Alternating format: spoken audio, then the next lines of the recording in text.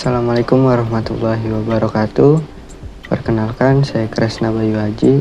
Di sini saya akan mencoba menjelaskan tentang metode Hopfield beserta studi kasusnya. Saya dari kelompok 1, mata kuliah Jaringan Syaraf Tiruan, kelas X8C. Anggota kelompoknya di sini ada Vanur Rahman, Muhammad Aldi Firdaus, Rafiza Ariski Ramdhani, Rian Prasetyadi, saya sendiri Kresna Bayu Haji, Hildam Arazi, Dita Desiana, Bagus Prabowo, dan Farhan Rizky Maulana. Algoritma Hopfield. Jaringan Hopfield merupakan jaringan syaraf tiruan yang terhubung penuh atau fully connected, yaitu bahwa setiap unit terhubung dengan setiap unit lainnya. Jaringan ini memiliki bobot-bobot yang simetris. Pada jaringan Hopfield, setiap unit tidak memiliki hubungan dengan dirinya sendiri. Berbeda dengan model-model jaringan syaraf lainnya, di mana jaringan syaraf yang dilatih dengan cara terbimbing, supervised training. Hopfield merupakan jaringan syaraf dengan pelatihan tak terbimbing, unsupervised training. Hopfield pertama kali diperkenalkan oleh John Hopfield pada tahun 1982. Dengan istilah-istilah yang jelas dan sederhana, John Hopfield menjabarkan bagaimana kemampuan komputasi dapat dibangun dari jaringan yang terdiri dari komponen-komponen yang menyerupai neuron. John Hopfield menggambarkan suatu associate memori yang dapat diterapkan dan kemudian mendemonstrasikan masalah optimasi yang dapat diselesaikan dengan jaringannya. Studi kasus. 1. Aplikasi Hopfield Neural Network untuk perakiraan cuaca. Aplikasi Hopfield Neural Network untuk perakiraan cuaca. Dalam jaringan Hopfield, semua neuron saling berhubungan penuh.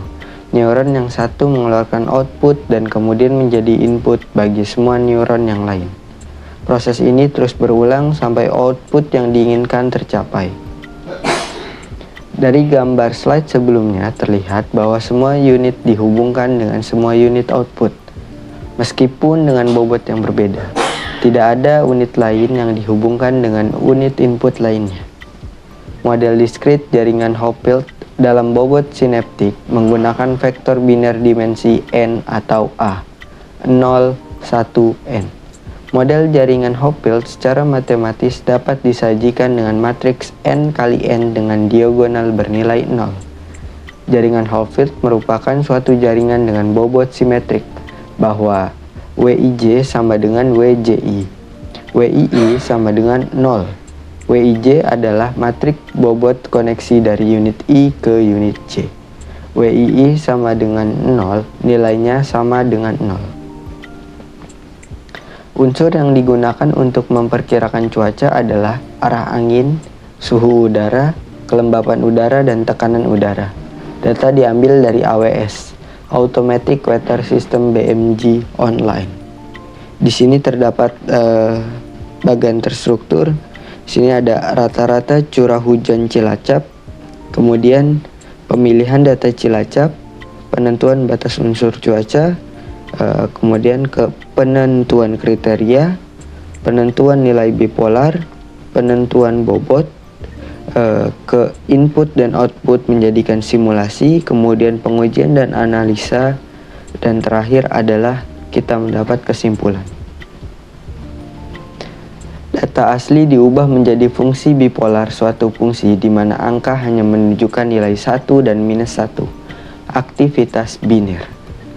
Di sini terdapat kriteria unsur cuaca Cilacap. Ada arah anginnya, kecerahannya kurang dari 150 derajat, berawan 150 derajat sampai 200 derajat, hujan lebih dari 200 derajat. Suhunya dikatakan cerah bila lebih besar dari 29 derajat Celcius, kemudian berawan bila suhunya berada di 26 derajat sampai 29 derajat Celcius, kemudian keadaan cuaca hujan bila lebih kecil dari 26 derajat Celcius. Kelembapan dikatakan cerah bila lebih kecil dari 70%, berawan 70% sampai 85%, dan hujan lebih dari 85%.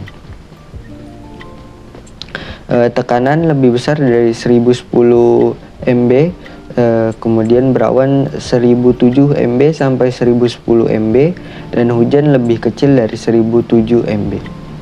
Unsur cuaca di sini kita ubah nilainya menjadi aktivitas biner. Dikatakan cerah bila nilainya 1, berawan bila arah anginnya -1, hujan -1, suhu dikatakan suhunya bila -1 dikatakan cerah, -1 dikatakan berawan, dan 1 dikatakan hujan. Kelembapan bila nilainya 1, maka dia keadaan cuacanya cerah, -1 berawan, -1 bisa juga hujan. Tekanan bila -1 dia cerah, bila -1-nya berawan, bila 1 hujan. Kriteria unsur cuaca bipolar. Model arsitektur Hopfield terdapat 4 neuron simetris. Untuk mencapai hasil yang optimal atau konvergen, output dijadikan inputan kembali.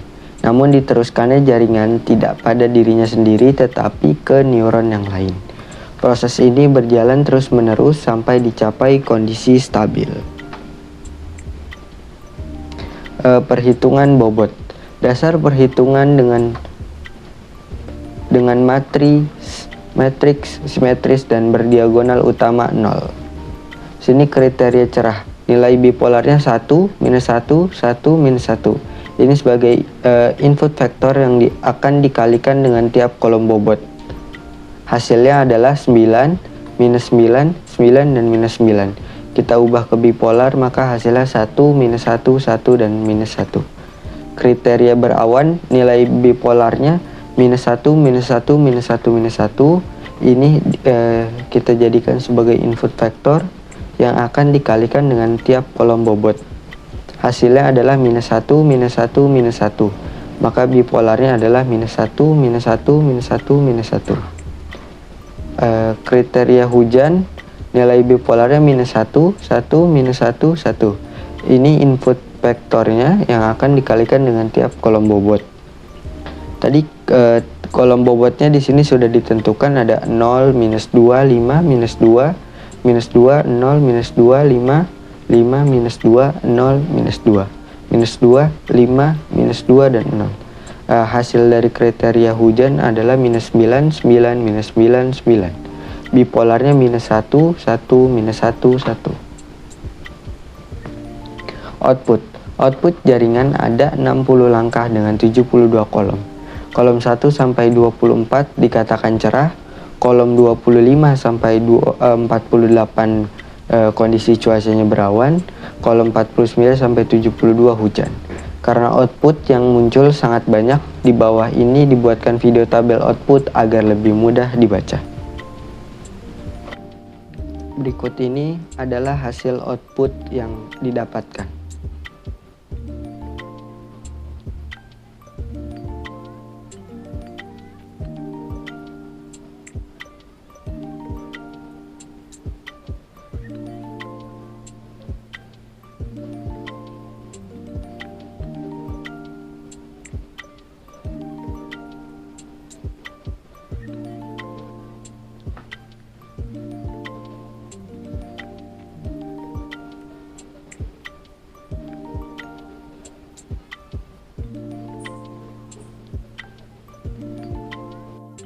Di sini kita dapat kesimpulan bahwa sebagian kriteria cerah dan sebagian lagi kriteria hujan.